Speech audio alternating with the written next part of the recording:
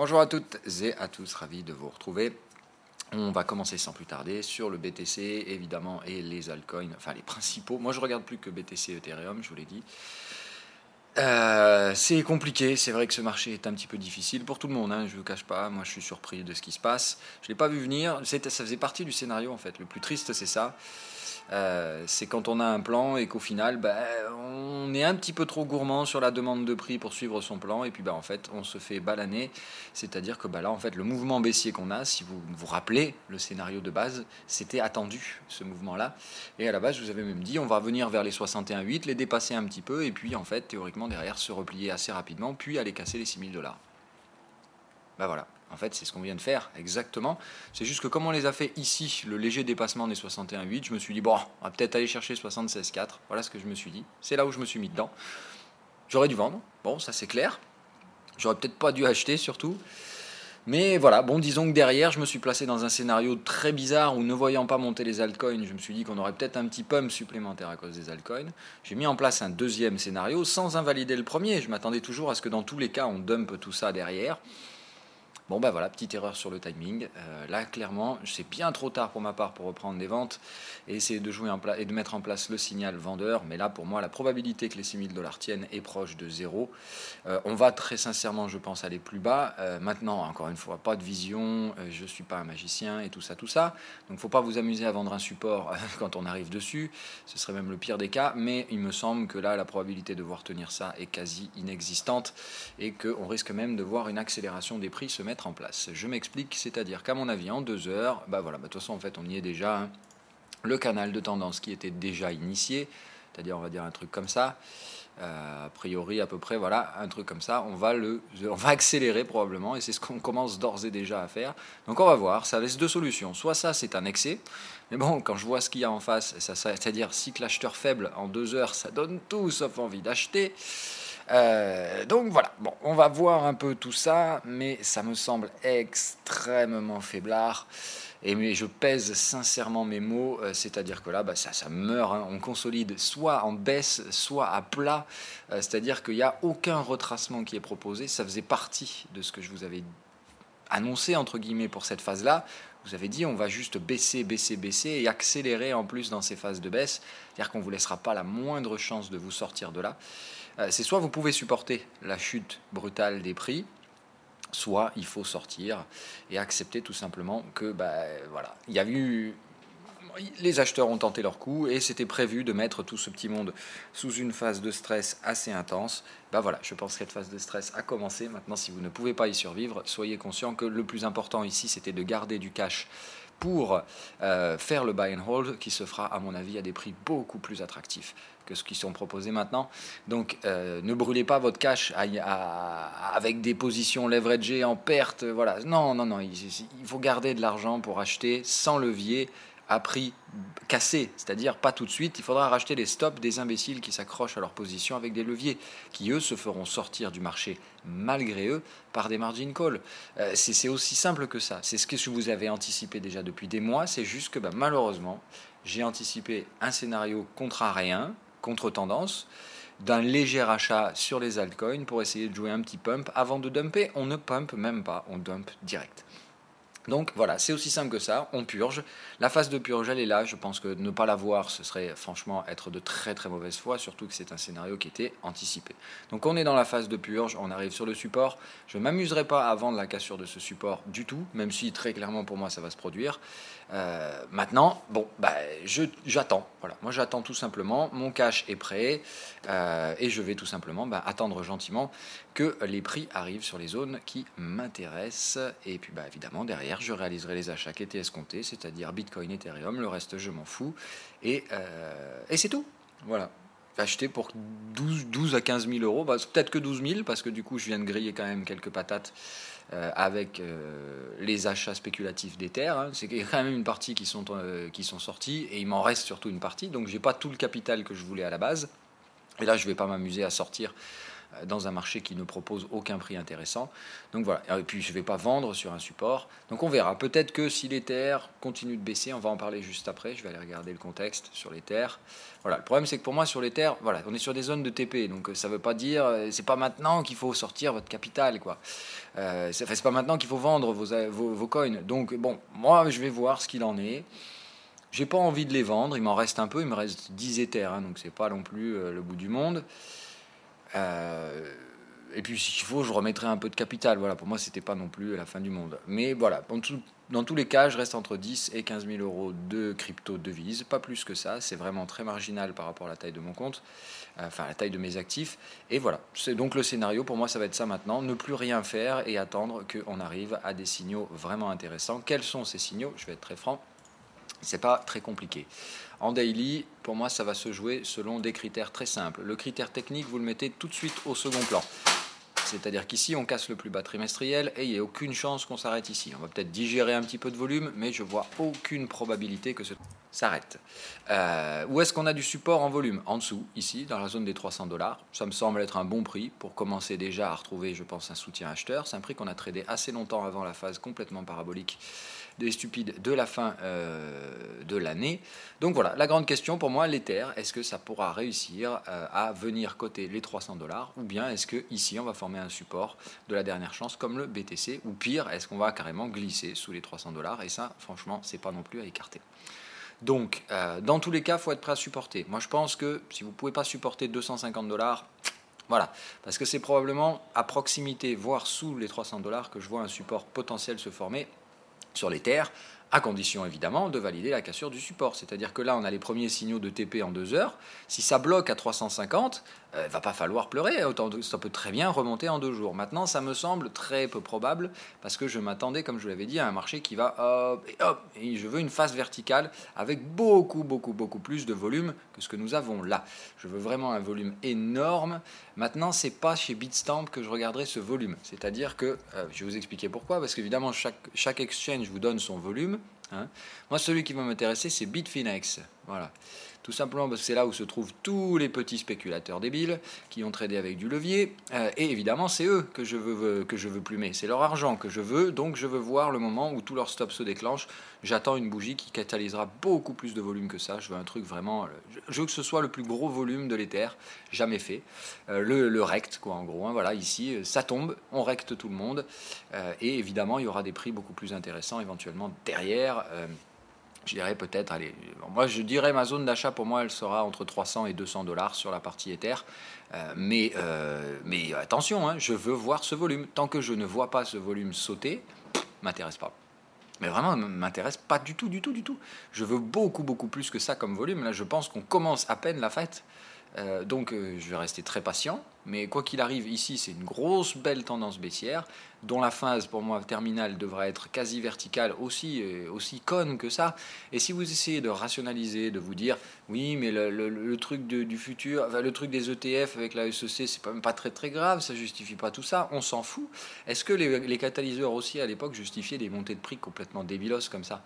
Absolument pas, à aucun moment. Donc pourquoi aujourd'hui vous voudriez justifier tout ça? Ce sont des thèmes qu'on a abordés depuis déjà plusieurs mois et je vous ai dit si ça baisse à la fin, il ne faudra pas chercher à rationaliser. Le but ici n'est pas essayer de comprendre ce qui se passe, c'est d'attraper de bons prix. Ça faisait partie du plan qu'on aille démonter ces supports dans une phase terminale où l'objectif c'est de faire une chute brutale verticale avec une hausse exponentielle du volume qui permet de rect complètement tous ceux qui ont tradé avec levier. Je vous ai dit, la phase terminale, elle est déprimante pour tous les acteurs de marché parce que la baisse n'est pas rationnelle, elle va ruiner un bon paquet de monde et elle va surtout sortir tous les spéculateurs. Parce que tous les mecs ici qui n'ont pas suivi les trades et qui se sont mis avec des leviers seront morts. On va les tuer. S'il faut aller à 200 $ pour ça, on le fera. Je vous ai dit, l'objectif de cette prochaine phase, si je ne me suis pas planté et qu'on est bien dans une phase de purge, c'est de tuer tout spéculateur qui va s'amuser à faire son buy and hold avec du levier.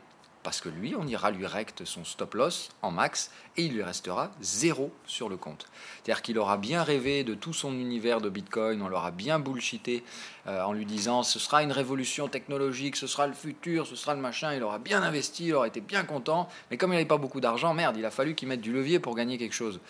Ben voilà. il va sortir de là plumé. Et en plus de ça, ça va remonter derrière, il va être dégoûté. Donc, oui, le but là, c'est d'aller. Je vous ai dit que cette phase-là, l'émotion qui sera ressentie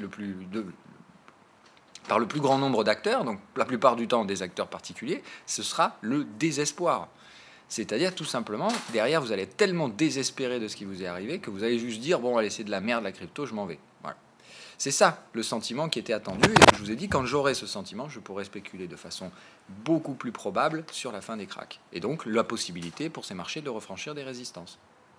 Voilà, bref, donc conclusion sur les cryptos, c'est pas la peine d'y passer 107 ans sur des aspects techniques. Ne vous amusez surtout pas à chasser le bottom avec des aspects type ah mais oui mais il y a un double exit ou il y a un machin comme ça. Non, là je vous ai dit ce n'est pas technique du tout. La technique vous la mettez au dernier plan. La seule chose qui compte maintenant, c'est la psychologie. Et la psychologie, pour moi, je cherche des éléments qui vont refléter cette psychologie de manière logique. Je vous ai dit, allez chez Bitfinex pour le volume et certainement pas chez Bitstamp. Et attendez que le volume dépasse un certain niveau. Je pense même, je ne sais pas si on peut mettre une alerte sur le volume, mais théoriquement, ça doit être possible. Oui, bah voilà, on peut mettre une alerte sur le volume. Donc, on va le faire. Enfin, je vais le faire. Alors moi je veux qu'on arrive au moins à ces niveaux-là. Ah oui non mais non parce que 30K on est tout en bas. Donc là combien on fait pour savoir comment on fait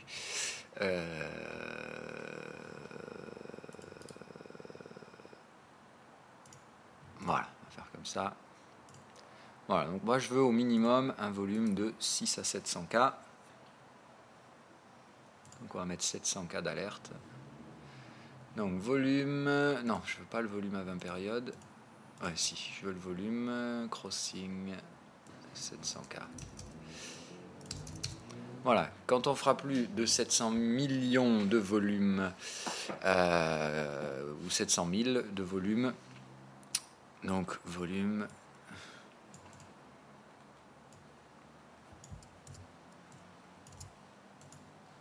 Voilà, c'est une petite alerte toute con, et déjà vous vous dites, voilà, tant qu'il n'y a pas au moins une alerte de volume, c'est qu'on n'a pas rect suffisamment de gens, et dans ce cas-là, patience, la psychologie n'est pas encore favorable à des achats.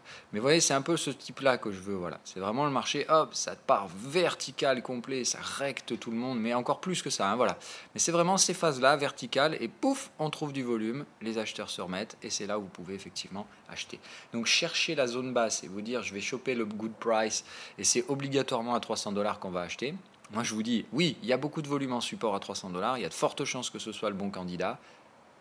Attention à ne pas sortir votre cash à l'aveugle sur le niveau. Même si, théoriquement et graphiquement parlant, tout indique que c'est la zone qui va faire support. Eh ben, quand tout indique une chose, généralement, quand l'objectif est psychologique, on va aller plus bas. Voilà. Donc faites attention, je ne serais pas surpris qu'on s'arrête à 300, mais je ne serais certainement pas surpris non plus qu'on aille en dessous, juste pour vous racler les stops et qu'on aille par exemple 250. Voilà. Pour moi, 250, c'est un prix totalement probable, juste pour vous péter si vous achetez trop fort à 300. Donc attention, on fait la même chose bien évidemment sur BTC. Alors, il est où mon BTC ? Voilà, BTC. Donc même chose, hein, pour moi BTC il doit casser le support, donc vous voyez qu'il y a encore de la place sur Ethereum, et BTC je vous ai même donné deux éléments qui me laissent à penser que d'une part on n'a pas fini, et de deux on va chercher ici, et je l'ai dit on risque de casser le canal de façon un peu brutale pour emmerder le monde, donc ça veut dire 4008 c'est la sortie pour les vendeurs. Moi je pense que ceux qui vendent 4008 il ne faut pas prendre le risque, ou alors il faut vraiment encaisser une partie de ses bénéfices proche de ce support, parce qu'on sera en bas de canal sur un support. Et le risque, c'est que ça vous surprenne et que boum, d'un coup, on se retrouve et on vous efface tous vos gains en quelques heures. Donc ici, je pense, pour un vendeur, prendre 50%, comme ça, bravo, vous avez bien joué. Il y en a parmi vous qui ont pris les ventes. Et je vous dis bravo, c'était le scénario initial. Moi, j'en suis sorti et je m'en mords les doigts parce que du coup, d'une part, je vais prendre une perte qui va un peu diminuer ma capacité d'investissement. Et de secondo, putain, c'était mon scénario. Donc j'aurais dû prendre les gains qui sont en train de se produire là, et je ne les prends pas. Et je suis bien déçu de ne pas être dans le train. Mais c'est bien trop tard pour aujourd'hui espérer y rentrer.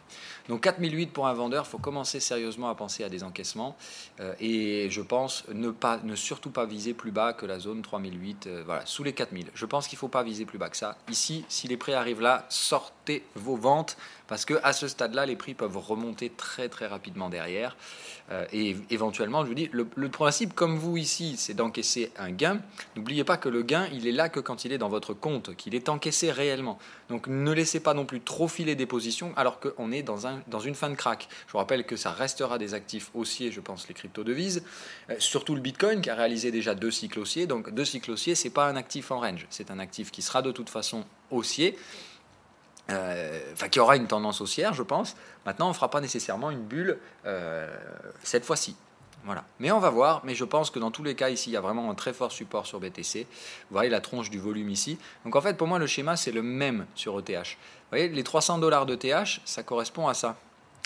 Vous voyez bien où il est le support en volume. C'est bien la zone des 4002. Je pense que sur le BTC, on va casser cette zone, qu'on ira peut-être chercher 3007, 3008, un truc comme ça. C'est vraiment par là, je pense qu'on va trouver le support. Donc Ethereum, n'achetez pas les $300, je pense qu'on ira un peu plus bas également.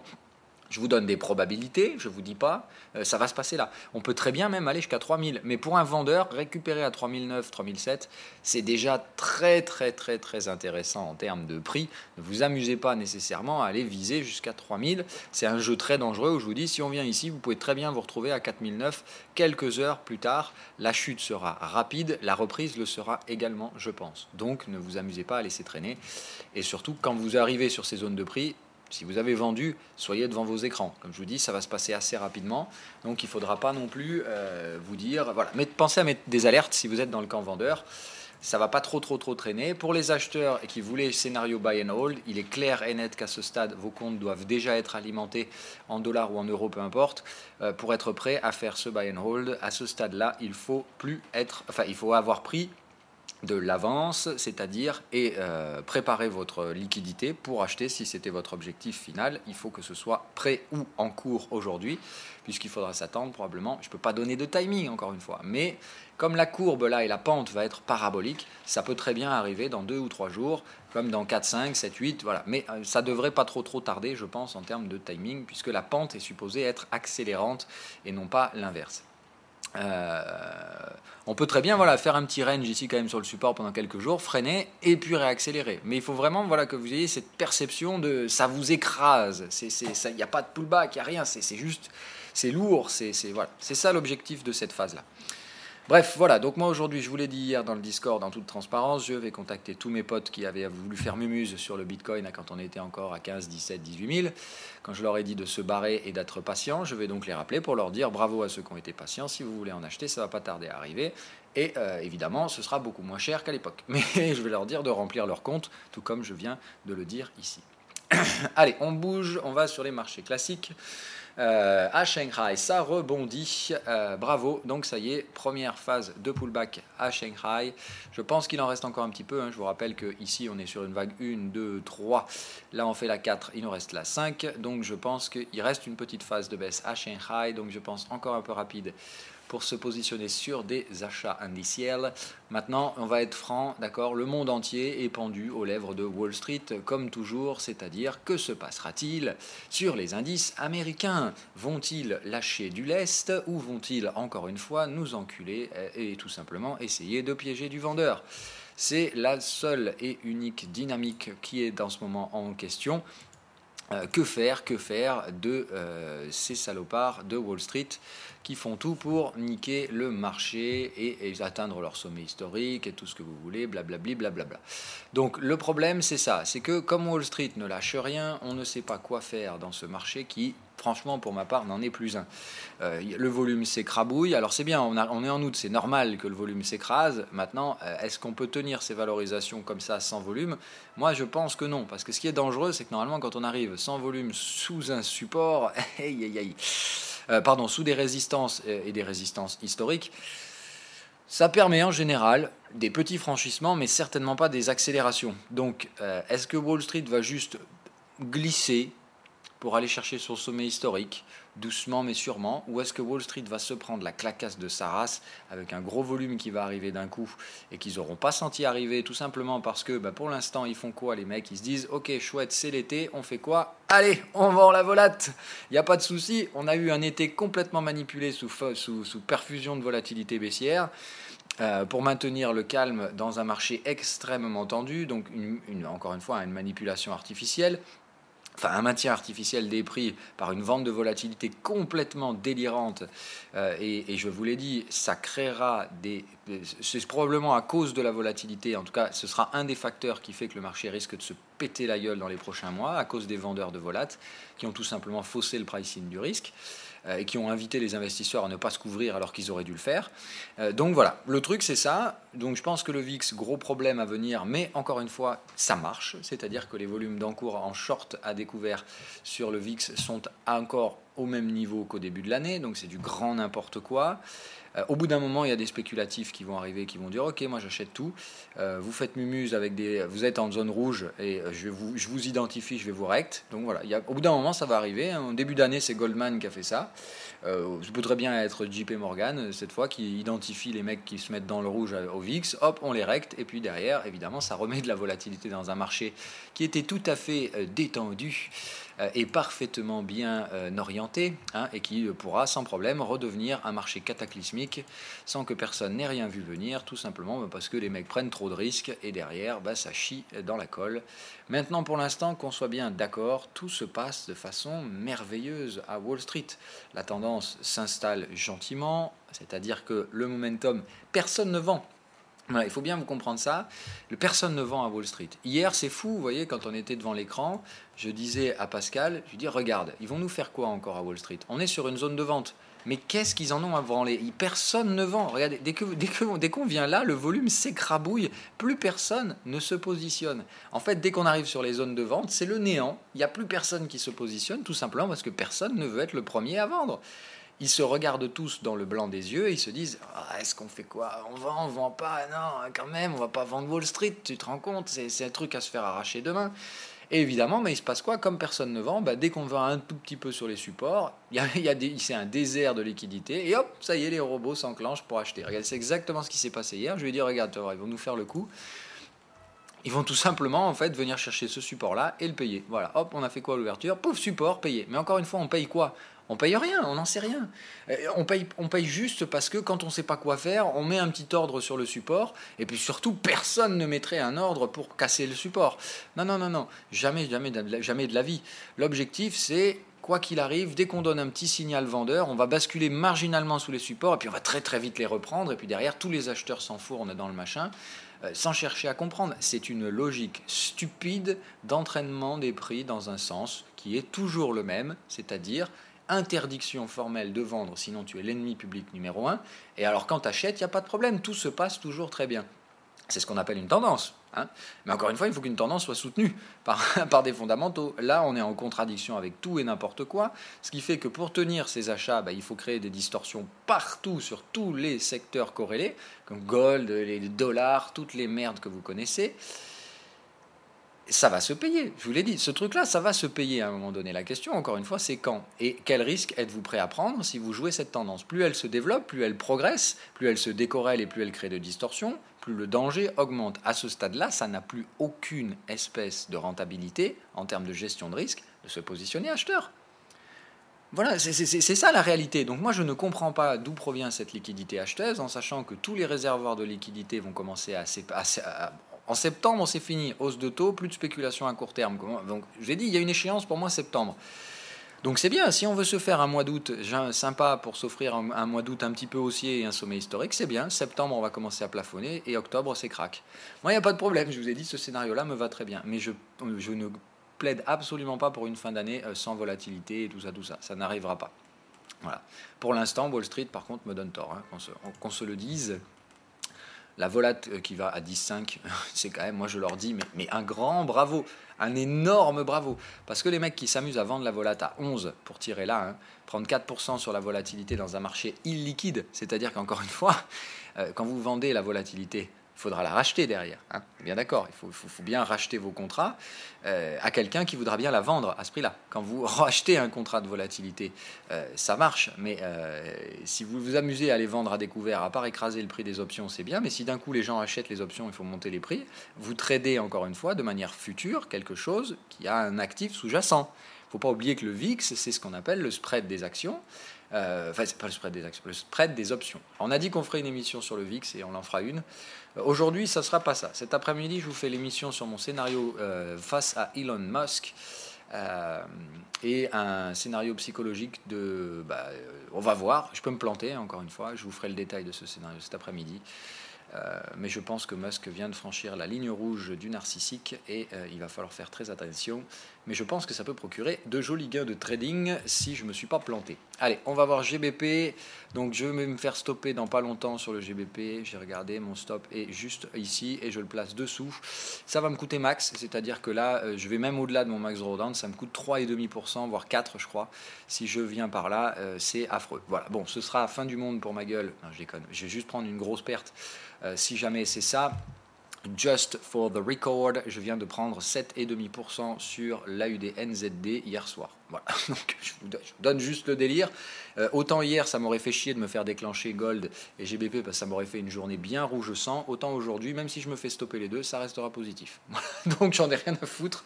S'ils veulent me stopper sur GBP USD et sur le Gold, amusez-vous, faites-le, je m'en branle. La UDNZD est là pour me faire plaisir et ça, c'est clair qu'on est bon. Donc on va en parler rapidos, mais encore une fois, voilà, comme quoi, il faut quand même aussi parler des réussites. C'est clair que pour l'instant, Wall Street me fout la merde dans mes scénarios depuis des mois. Regardez-moi la beauté de ce truc. C'est bien, c'est propre, il n'y a pas de soussailles, je ne vois pas de raison que ça s'arrête. Ici, je me demande même si on ne va pas aller directement chercher les targets supérieurs. Donc voilà, en tout cas, ici, il y a une gestion du risque éventuellement à faire, mais je pense qu'on peut même poursuivre ici et faire un truc plutôt comme ça. Donc voilà, c'est quand même, je vous dis, un scénario qui, je vous dis, ce truc-là, quand il part, il ne fera pas de pullback. Bon, alors il y a eu l'énorme erreur de sortir un peu de levier ici, c'est-à-dire qu'en fait j'ai un manque à gagner sur cette zone-là, mais en gros je suis sorti ici pour rentrer là. Maintenant ça paye, et voilà, évidemment, le mouvement tendanciel se met en place. On est en vague 3 de vague 3, donc tous les gugus sont en train d'acheter. Évidemment, moi j'ai acheté là, j'ai fait mon rôle de trader anticipatif, c'est-à-dire que j'ai fait ce que font les gens avant qu'ils le fassent, avant même qu'ils s'en rendent compte eux-mêmes. L'USD-CNH, c'est sans surprise que ça ne casse pas, hein, voilà, donc regardez la tronche du truc quand même, c'est normalement un machin comme ça devrait rec le support et derrière on enfonce comme des salopards. Et Wall Street fait quoi? Non, non, non, tu touches pas mon dollar, c'est pas possible, mon dollar restera haussier, je serai toujours plus fort que toi, vilain chinois. Donc voilà la stratégie qui est mise en place. Je vous invite cordialement à faire extrêmement attention à ces dynamiques. Puisque je vous ai dit, tout ce qui est polarisé, en fait, ça part d'un pôle à un autre. Hein, ça ne reste pas indéfiniment dans un sens. C'est-à-dire que ce qui a profité, je pense, très très largement à nos amis américains, va bientôt leur coûter très cher et leur devenir défavorable. C'est-à-dire, je m'attends à ce que l'USD-CNH s'effondre, mais pour l'instant, ça n'est pas possible. Vous avez bien compris, Wall Street, on ne lutte pas contre eux, ils sont trop forts et blablabla. Bon, vous savez comment ça va finir, vous savez ce que j'en pense. Je pense qu'ils vont se prendre la plus grosse clacasse de leur vie, les Américains, qui ne vont pas la voir venir parce qu'ils ont fait un peu n'importe quoi, mais ça les regarde. Alors, ils utilisent tous les leviers possibles et imaginables en leur possession, c'est-à-dire qu'encore une fois, le gold donne un double signal vendeur. Pourquoi? On s'en fout, on ne sait pas. Tu ne luttes pas contre Wall Street. Le pognon doit de toute façon arriver dans le dollar, ce qui fait que quoi qu'il arrive, le dollar est trop fort, les Américains sont trop bons, et quand il y a un peu de stress, l'argent vient immédiatement chez nous. Le jour où l'argent va sortir de chez eux, il n'y reviendra pas avant des années. Donc faites très attention. Je vous maintiens que le volume de croissance dans les prochaines années ne sera pas aussi fort que les États-Unis le pensent. Je pense que s'ils arrivent à tirer un 2 à 3% de croissance au prochain cycle, ils pourront déjà être heureux, alors que leur déficit public leur demande de faire 4%. Donc autant vous dire que au bout d'un moment, ça va commencer à chier dans la colle. Mais bon, pour l'instant, tout va bien. Le dollar est trop fort, donc derrière, il ne sert à rien de se hedger. On va d'ailleurs faire ça. Regardez, si vous faites SPX divisé par le gold, voilà, c'est ce qu'on a fait hier soir, ça. Voilà, tout simplement. Vous avez ceci qui est... Alors, c'est un beau pricing, ça, hein. Là, on price un marché, évidemment, vous vous rendez compte. Là, non, on price que dalle. Il y a une tendance, comme je vous dis, Wall Street vous a mis tous les panneaux dans un sens et tout le monde suit bêtement comme des moutons ces panneaux. Personne ne veut aller dans le sens opposé. Le sens là, ça veut dire l'argent, non, les actifs de couverture, ça n'est pas possible. Non, ne vous couvrez pas, ça ne sert à rien. Pourquoi voulez-vous acheter des options? Les actions montent et elles monteront, c'est là qu'il faut mettre votre argent. Il n'y a pas de souci, même si c'est un énorme système de Ponzi, entrez-y s'il vous plaît, messieurs, dames, nous avons besoin de votre volume. Allez-y, les les portes sont grandes ouvertes et les portes de sortie, quoi qu'il arrive, seront grandes ouvertes s'il y a un problème. Alors que pas du tout, tout le monde a foutu des cadenas sur les portes de sortie, on vous fait rentrer dans la machine et on va tout faire cramer. Donc il faut faire très attention à ne pas rentrer dans ces marchés, je vous l'ai dit, c'est un coupe-gorge. En tout cas, le risque est tellement énorme que par rapport aux petits gains que vous pouvez en espérer, il ne faut certainement pas aller foutre votre nez là-dedans. Le problème, c'est que là, on est face à une tendance. Évidemment, quand on a ça, personne ne remet ça en question avant que, comme je vous dis, ce machin-là sorte de son canal et puis parte dans l'autre sens. C'est-à-dire que d'un coup, la belle mécanique qui profite au dollar et aux actions va tout simplement s'inverser, profiter au dollar, profiter au gold et déprofiter aux actions. Et comme quand les actions tombent, elles tombent jamais de façon très douce, je m'attends à ce que ce machin-là soit assez cataclysmique. Mais pour l'instant, vous avez bien compris les leviers, c'est-à-dire quels sont les leviers de Wall Street. C'est vraiment simple, le dollar, il n'y a que ça qui compte pour eux. Pourquoi du coup ça fout en l'air le scénario gold, pourquoi ça fout en l'air le scénario GBP-USD alors que ces devises-là devraient carrément s'apprécier face au dollar? Mais parce que Wall Street leur pète les couilles. C'est aussi simple que ça. Wall Street fait pression sur tout le monde entier en ce moment pour avoir un dollar fort, fort, fort, fort, fort, fort, fort. Mais ça va se payer. Un dollar fort, au bout d'un moment, ça ne marche plus pour l'économie. Au bout d'un moment, toutes vos exportatrices, elles perdent un pognon max parce que plus personne ne va les acheter chez elles. Quand vous avez à côté de ça un yuan qui vaut plus rien du tout, comment croyez-vous que chez qui vous allez acheter? Voilà, l'avantage du dollar, c'est que les échanges internationaux se font en dollars. Je vous ai dit que ça, ils vont perdre ce privilège-là au sein de la prochaine récession, et que ça, c'est ce qui tuera l'économie américaine, parce que ça va tuer sa suprématie, tout simplement. Donc, la suprématie américaine, c'est du pipeau qui va durer encore un petit moment, parce que pour l'instant c'est toujours le cas, mais au bout d'un moment, vous allez voir, Wall Street va spéculer contre le dollar, et ça va pas franchement être très joli. Je vous rappelle encore une fois, le DXY, si vous le regardez à long terme, ça donne tout sauf envie de se mettre sur cette devise. Maintenant, vous faites comme vous voulez, moi je vous ai toujours prévenu. Voilà, si vous vous mettez en daily de DXY, que vous me le dézoomez, on va même mettre en mensuel, voilà, DXY à long terme, achetez du dollar, faites ce que vous voulez. Moi, vous savez ce que j'en pense, vous faites une belle connerie à marcher dans la connerie du billet vert. Ce truc-là, il est déjà reparti à la baisse et on est déjà en train de préparer la prochaine récession, mais évidemment, personne ne le voit, sauf ceux qui veulent le regarder. En mensuel, on est dans un cycle vendeur, on est bien loin des résistances, ce qui veut dire quoi? Que lorsque ce prochain cycle vendeur va s'exprimer, il se fera au sein d'un momentum baissier avec des cycles baissiers et on va démonter du support. Et mis à part ce petit support-là, le suivant se trouve là.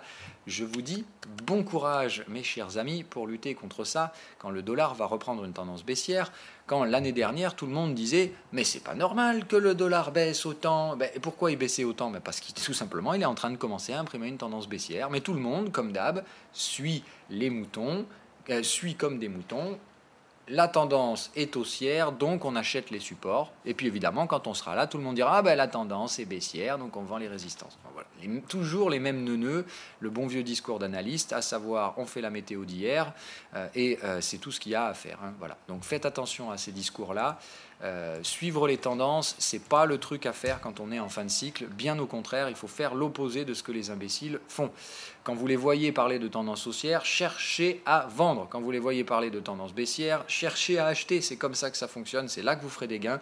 Si vous suivez la troupe de moutons dans un marché en fin de tendance et en fin de cycle, vous allez surtout perdre du pognon comme eux, puisque, encore une fois, la majorité des gens perdent de l'argent en fin de cycle à suivre des tendances qui n'existent plus. Maintenant, attention. Si vous faites ça, vous spéculez contre des tendances, et je vous rappelle qu'il faudra accepter de vous tromper quelques fois avant d'avoir raison. Mais moi je maintiens, le dollar restera baissier dans les prochains mois, mais c'est à court terme, c'est haussier, la dynamique est haussière, il faut monter, monter, monter, et ça se fait au détriment donc du gold, de toutes les matières premières en dollars, et tout simplement, voilà. Donc, qui prend cher en ce moment, hein? Voilà, vous avez le pétrole, vous avez le gold, le gaz, tout ça, ça se fait bien des montes, alors que ces trucs-là devraient valoir beaucoup, beaucoup plus cher en dollars, mais tout simplement parce que le dollar est tellement fort que ça coûte pas cher. Ok, c'est comme ça, mais je vous garantis, cette dynamique, elle tardera pas à s'inverser, et pour l'instant, elle lutte, hein, les tendances sont bien tirées, on fait tout pour sucer tout le jus, mais je veux autant vous dire que là, si le dollar commence bien à imprimer ces retours de tendance là à la baisse, dans un squeeze, vous savez ce que ça veut dire, si ça n'arrive pas à casser la résistance, pire, on va casser le support, vous allez voir tous les imbéciles dire « Ah merde, c'était peut-être pas haussier en fait le dollar », voilà. Donc faites attention à tout ça. Je regarde si j'ai d'autres choses à analyser dans tout ce merdier. Théoriquement, non. Non plus, non plus, non plus. Allez, FTSE. Voilà. Donc le FTSE m'a pas déclenché les stops non plus. Je ne sais pas quoi penser de ce marché. Moi, je pense là encore à un marché qui va s'écrouler. Hein. Ça, c'est pas typique d'un marché en tendance. Et quand on est sur du sommet historique comme là, c'est jamais vraiment bon signe. Ça veut dire que le marché n'arrive plus à progresser. Et ça veut dire que ça fait déjà 4 mois qu'on est sur la même zone de prix étriquée sur du sommet historique avec une économie en grand danger. Donc qu'est-ce qui permet, alors voilà, on va faire tout simplement, qu'est-ce qui permet ici de se maintenir pour l'instant? C'est l'effet de base en fait, c'est l'effet de base GBP USD, c'est-à-dire que si vous prenez le FTSE divisé par GBP USD, hop, voilà, vous vous rendez compte, non, il faut multiplier par GBP USD. Voilà, vous vous rendez compte que en fait, le FTSE en dollars, ils sont pas bien riches. Pire que ça, ils sont même déjà bien dans la merde. C'est-à-dire que pour des Américains, aujourd'hui, investir au UK, non, pas intéressant du tout. Ils sont en pur début de phase baissière et ça va pas être joli pour la suite. Mais pour l'instant, eux, ils s'en rendent pas trop compte. C'est-à-dire qu'évidemment, quand on regarde le prix du FTSE au sein du FTSE, c'est pas, voilà. Mais en termes de pouvoir d'achat pour un étranger, investir aujourd'hui UK, c'est juste pas possible. Mais vraiment, vraiment pas possible. C'est pas intéressant, hein, tout simplement. Donc là, attendre pour l'instant que l'effet de base GBP-USD leur profite, puisque leur devise baisse, donc ça leur permet de se maintenir artificiellement. Par contre, aujourd'hui, autant vous dire que quand un Anglais va voyager, ça lui coûte très cher, alors qu'avant, il avait un pouvoir d'achat de malade face au reste du monde. Donc voilà, hein, l'effet devise, c'est un effet très lent, très pernicieux qui met du temps à se voir sur l'économie. Par contre, au bout d'un moment, quand ça se voit, c'est un effet que vous n'inversez pas. Parce que comme c'est lent, quand vous commencez à subir les effets négatifs des mouvements de la devise, c'est con, mais vous ne pouvez pas inverser. C'est-à-dire que derrière, même si vous faites tout pour y aller à grands coups de massue monétaire, ça met du temps à se remettre en place et à démonter les effets négatifs qui viennent d'être induits. Donc il faut bien faire attention à ça. Le problème, c'est que c'est toujours pareil. Les banquiers centraux ou les traders ou la finance en général, quand tout va bien, c'est génial. Quand les choses vont pas bien, il faut que ça revienne très très vite à des choses qui vont bien. Le problème, c'est que ce n'est pas le cas quand on touche à des devises. Donc comme je vous dis, le dollar c'est bien. Là pour l'instant, ça bénéficie carrément à l'économie américaine. Mais quand ça va devenir négatif, on fera tout pour dire mais non, mais attendez, en fait non, le dollar est trop fort. Mais on aura beau mettre tous les bazookas monétaires pour le refaire baisser. Les effets négatifs sur l'économie mettront plusieurs mois à s'estomper. Et je vous dis, elle est tellement fragile, l'économie américaine. On vous la vend comme étant solide, mais encore une fois, c'est une pure fiction statistique. L'inflation aux États-Unis, elle est bien là, mais on ne la voit pas parce qu'on la mesure sous une façon un petit peu salace. Si vous prenez l'inflation avec énergie comprise, vous vous rendrez compte qu'au final, elle est déjà là depuis un bon moment, l'inflation, et que la Fed, elle fait tout pour pas être trop à la bourre, mais qu'elle n'est pas du tout en avance comme beaucoup aimeraient le penser. Pire que ça, les salaires ne montent pas, donc vous avez une baisse de pouvoir d'achat par les classes sociales américaines qui est complètement folle, alors que par contre à Wall Street, là, le pouvoir d'achat, il augmente, il n'y a pas de problème. Merci les hausses indicielles, merci les hausses... mais voilà, mais ça ne bénéficie qu'à un faible pourcentage de personnes, tout simplement, parce que quand l'actif type S&P 500 fait 12 à 13% sur l'année, c'est bien, les fonds de pension ramènent de l'argent, mais encore une fois, avant que le fonds de pension vous donne 15% de rentabilité sur votre fonds de pension, ils vont en sucrer la moitié. Ce qui fait que quand l'actif fait 15%, vous prenez que 4-5% de rentabilité sur votre épargne. Mais 4-5% de rentabilité, quand vous avez pris 3 à 3,5% d'inflation réelle entre la hausse du prix de l'essence, des trucs comme ça, en fait, vous n'avez gagné aucun pouvoir d'achat, vous n'avez rien gagné du tout. Par contre, ceux qui ont bouffé les 20, 30, 40% de hausse sur les Apple, les machins et compagnie, à eux, vous garantis qu'ils ont pris une hausse de pouvoir d'achat, oui, et bien plus rapide que l'inflation. Mais encore une fois, c'est ceux qui vont vendre leurs actions à bon prix derrière qui vont bénéficier de cette hausse de valeur. Ceux qui les tiennent encore leurs actions Apple pensant que ça va continuer à monter forever, ils vont juste perdre du pognon comme d'hab. Mais ça, on en a déjà parlé. Allez, l'euro-yen, on va essayer d'identifier les targets vu que ça avance. Hop. Voilà, donc ça latéralise, on est pas mal. Ce support ne devrait pas tarder à céder, hein, on ne devrait pas y passer trop longtemps. Je pense que ça, c'est un schéma, on va dire... C'est assez complexe comme schéma, mais tant qu'on n'a pas cassé le support, attention à ne pas vous mettre trop, voilà. Mais ici, il va de soi que c'est là où tout le monde... Vous voyez, comme sur la UDNZD, en fait, c'est encore une fois, les mecs vous disent non, on n'y va pas, et puis en fait, quand il faut y aller, ah bah si, en fait, il faut y aller, c'est baissier. Voilà, c'est sur cette phase-là, la prochaine phase de baisse, où tout le monde va se rendre compte au final que la UDNZD était baissier. Pensez neuneux, c'est-à-dire, encore une fois, pensez con, il ne faut pas penser intelligent. Wall Street ne réfléchit pas, Wall Street suit les tendances, et évidemment, la smart money, elle trade smart, c'est-à-dire que la smart money, elle a vendu l'euro-yen ici, comme moi je le faisais, et évidemment, les gugus qui suivent les tendances, ils vont s'en rendre compte ici. Quand on se redirigera vers ces supports-là, ici, il n'y a pas de demande en volume, donc vous avez bien compris, c'est ici que les mecs vont se dire « Ah, mais en fait, l'euro-yen, c'est baissier. Ah, il y a du pognon à faire à la baisse. » Donc en fait, dites-vous que toute cette zone-là, c'est une astuce que je vais vous donner, tiens, ce sera le thème du jour. Quand vous utilisez le market profile, ou le volume, surtout le volume profile, quand vous avez ce type de structure-là, voyez ça, une bosse de volume et un énorme creux de volume. Ça, c'est donc ce qu'on appelle la zone de faible volume, la zone à breaker. Okay, et ça, c'est ce qu'on appelle la zone de support. C'est-à-dire qu'en fait, tout ce que vous trouvez au-dessus de la zone de volume et du creux de volume, c'est ce qu'on appelle la zone de demande vendeuse. Et évidemment, en dessous, c'est ce qu'on appelle la zone de demande acheteuse. D'accord ? C'est-à-dire que sous une zone de volume, entre une zone de volume et une zone de faible volume, ici, je vais y arriver, c'est ce qu'on appelle une zone d'achat. C'est une zone où, effectivement, on recherche des valeurs plutôt à l'achat. Enfin, c'est ici que les prix... Waouh. Ah oui, merde, long zone. Voilà. C'est ici, en gros, c'est là-dedans plutôt de l'achat. Mais là, de la vente. Quand la tendance est très facilement identifiable comme étant baissière et qu'on est dans une zone vendeuse, c'est là où tous les neuneux vendent. Hein, c'est là que les mecs qui font de la tendance prennent de l'argent. Mais encore une fois, je vous dis, eux, ils sont obligés de mettre un levier de dingo pour récupérer les gains ici, alors que moi, je mets déjà un levier de dingo en spéculatif, et ici, juste, je me régale. Donc je serais bien heureux de voir là, cette zone de prix traversée, mais c'est ici que tous les gugus vont se rendre compte que la tendance est baissière. Puis arriver ici, ils vont commencer à encaisser. Voilà. C'est exactement mon plan, de toute façon. Quand on vient ici, moi, je commence à encaisser. Mais évidemment, eux, ils vont faire « Oh, super, je prends un peu d'argent, hop, je récupère. » Voilà, une petite portion de prix. Eux, ils vont prendre 2% de baisse extrêmement directionnelle, un peu comme là. Alors que moi, je le tire depuis là-haut, l'euro-yen, et moi, je vais me tirer 9% de gain avec du levier, alors que eux, ici, s'ils mettent du levier, ils prennent des risques. S'ils ne mettent pas de levier, ils vont gagner peanuts. C'est vraiment ça la différence. Je vous l'ai toujours dit, le suivi de tendance, c'est un trading stupide, sans risque, mais encore une fois, avec un faible risque, et ça rapporte que dalle. Hein, voilà. Sinon, il faut mettre du levier, et je vous ai expliqué que si vous mettez trop de levier, quoi qu'il arrive, vous allez vous planter à un moment donné, et ça vous recte le compte.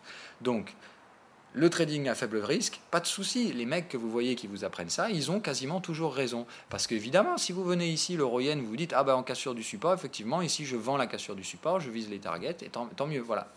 Eux, ils ont pratiquement toujours raison. Par contre, quand ils ont tort, ça fait mal. Voilà, c'est ça qu'il faut comprendre. Allez, parenthèse refermée, c'est tout ce que j'avais à vous dire aujourd'hui. On va passer aux questions pour pas aller trop loin. Je regarde les calendriers éco, est-ce qu'on a aujourd'hui ? Rien d'intéressant.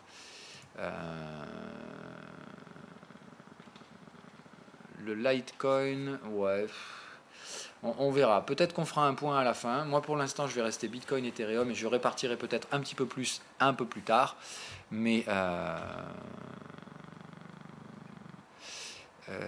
précision pour ETC, s'il y a autant de volume, c'est pas ce qui va être listé sur de grosses plateformes. Bon, m'en fous. Encore moi, le newsflow vraiment, mais plus aucun espèce d'intérêt. La fameuse résistance de l'Ether. Ah oui, oui, en fait c'est toujours pareil. On va s'attaquer à tout le monde, mais si tu veux, moi vraiment ce qui m'intéresse sur la partie Ether, c'est le fait que le volume n'explose pas. Et c'est ça qui... alors ça peut être à la fois inquiétant et à la fois bon signe. C'est-à-dire que si le volume ne sort pas et que toutes les crypto-monnaies trouvent un bottom d'un coup, celles qui n'auront pas craché le volume seront vraiment les plus fortes. C'est pour ça que l'Ether, je le trouvais assez intéressant. Mais par contre, si l'Ether se dit en gros je vais devoir chuter encore plus fort pour aller chercher ce volume, ce qui est tout à fait une possibilité, voilà, c'est comme ça. Moi de toute façon, Bon, écoute, moi je m'en fous. Ma stratégie maintenant, c'est que je cherche plus à comprendre, comme je t'ai dit tout à l'heure, je cherche à trouver l'achat de long terme, c'est-à-dire ce qui était le scénario initial. Bon, j'ai fait un peu le con à me foutre un achat spéculatif avant. Alors, c'est con, c'est comme ça, mais de toute façon, plus tu avances dans un crack, plus plus les pistes se brouillent. Et effectivement, ces décorrélations qu'on a eues, altcoin, bitcoin, ben voilà, c'était pas. J'ai pensé que c'était un scénario qui mettrait à profit un pump artificiel. Ben, pire que ça, en fait, on se préparait pour un gros dump d'ores et déjà, et au lieu en fait d'acheter les altcoins pour rattraper le retard Bitcoin, il fallait juste vendre le Bitcoin et vendre les altcoins. C'était un choix, encore une fois, c'était une stratégie, il y avait deux options, moi j'ai choisi la mauvaise, ce n'est pas grave, je prends une perte spéculative, et puis c'est comme ça, c'est tout. Voilà, c'est le jeu, quoi. Faut pas sortir les choses de ce truc-là. Mais oui, TH se prend la déglingue. Voilà, c'est bon. Bah, écoute, de toute façon, il prend sa phase de stress comme tous les autres. Mais quoi qu'il arrive, moi, il me semble que BTC et ETH, ça reste les technologies les plus répandues. Pour l'instant, voilà, encore une fois, j'en sais rien. C'est juste un ressenti de trader qui me laisse penser ça. Je peux très bien me planter. De toute façon, pour l'instant, les éléments techniques qui permettent de juger sont vraiment minces, puisque je vous dis, là, c'est plus lié à de la psychologie, ce qui m'intéresse, et je vais tout simplement le laisser faire.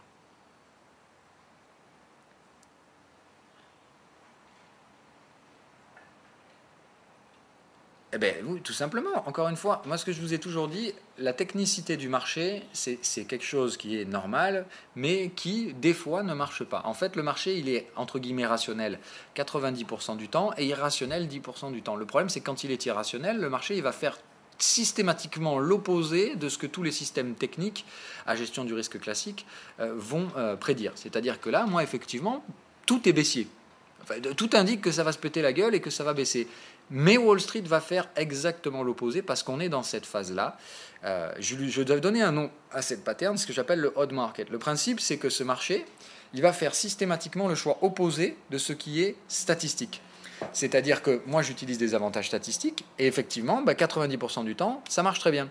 Mais il y a 10% du temps où on est dans ces schémas-là de odd market. On avait la même chose l'année dernière quand je me suis bouffé ma grosse perte sur le Nasdaq et sur les indices américains. C'était la même chose. Le marché faisait systématiquement l'opposé. Tout donnait des signaux vendeurs et le marché, que dalle, je t'achète, je monte et je te pète les stops. On est dans le même système. Tout indique ici que ça doit se péter la gueule. Tous les indices tombent. Hein. Regardez le Dow, enfin regardez le DAX. Ça tombe. Ça tombe ou ça ne performe pas. Il n'y a que Wall Street qui fait systématiquement l'opposé de ce que la gestion du risque classique suggère.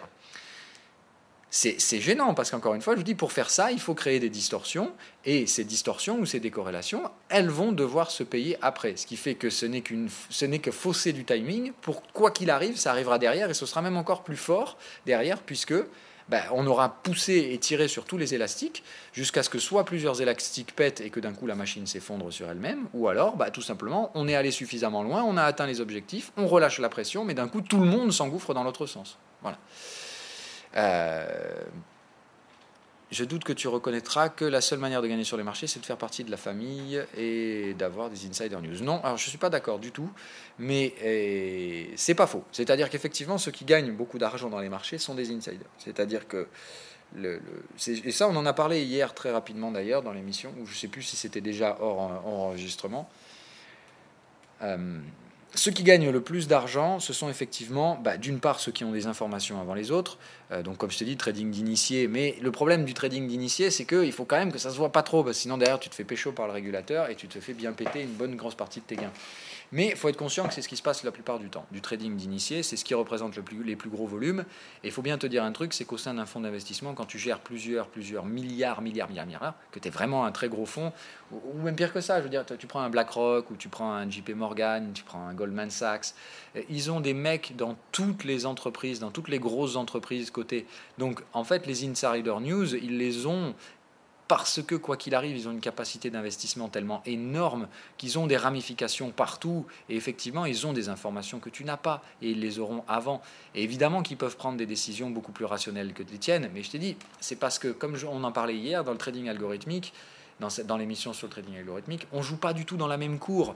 Ces gens-là ont des informations que tu n'auras pas ou que tu auras plus tard. Ces gens-là ont accès à un carnet d'ordre tellement profond que toi tu ne connais pas, c'est-à-dire qu'eux ils peuvent savoir où se trouve l'offre, la demande, les limites, les stops de tous leurs clients. Donc évidemment ils ont des données que toi tu n'as pas.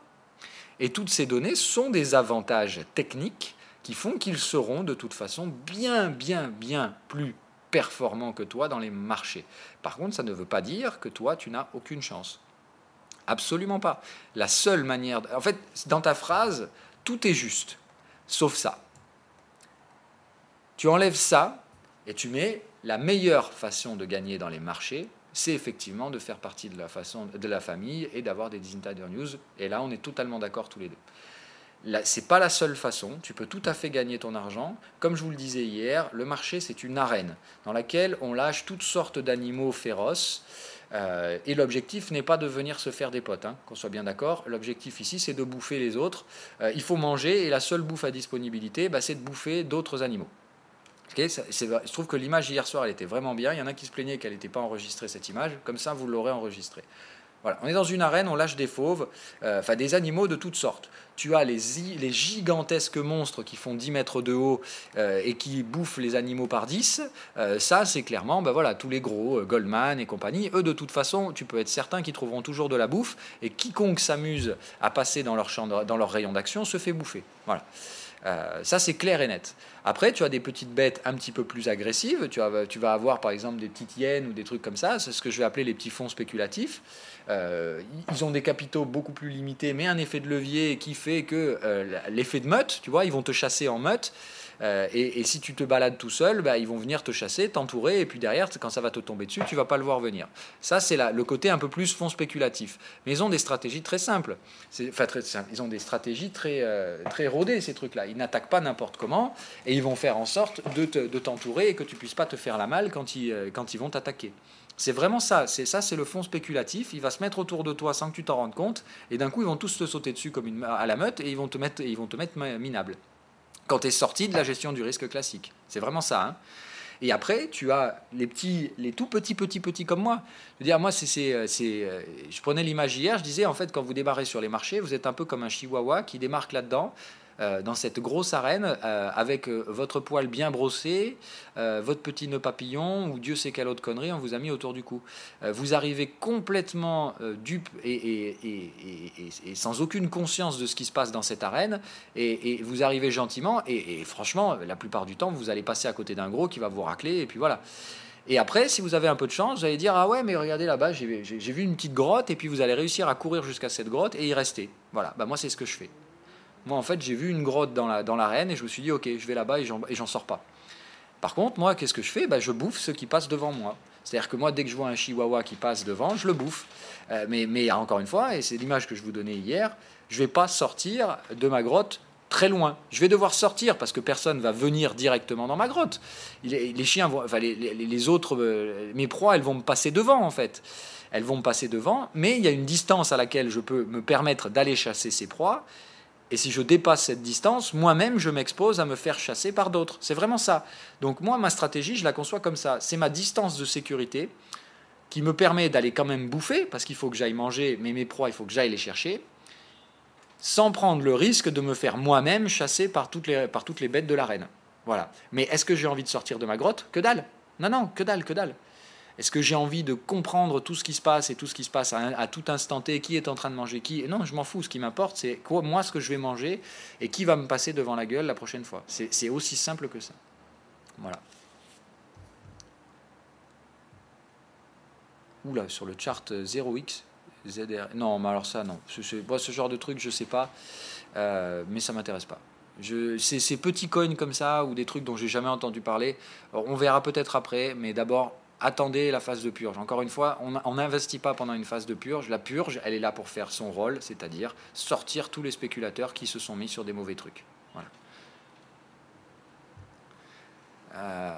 Non, je n'ai posé aucun ordre, je ne fais rien du tout, je n'achète plus rien, je garde mon pognon et j'attends qu'on arrive sur les zones de prix que j'attends qu'on trouve le volume. Tant que je n'ai pas trouvé ces éléments, je ne fais rien du tout. Je vous ai dit LTC, il y a peut-être des zones de prix attractives, mais comme là, on est dans la phase de dump, ça ne m'intéresse plus, tout le monde dump. Donc là, je veux plus savoir, je veux juste garder mon cash pour acheter ce qui me sembleront être intéressants quand on aura trouvé du volume dessus, c'est-à-dire quand on aura rect les spéculateurs. Pour l'instant, je ne vois rien de tout ça, donc j'attends patiemment dans mon coin de trouver ma petite proie. Voilà.